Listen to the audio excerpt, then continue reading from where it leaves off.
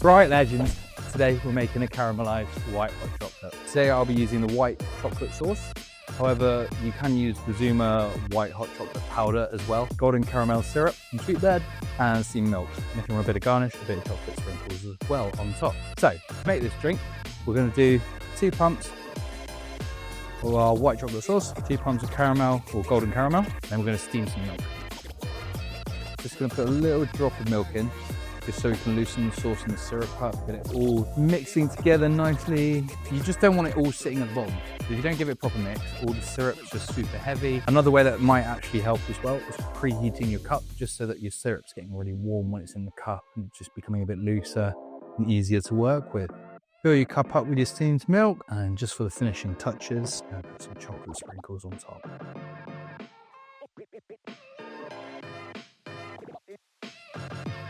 There you have it,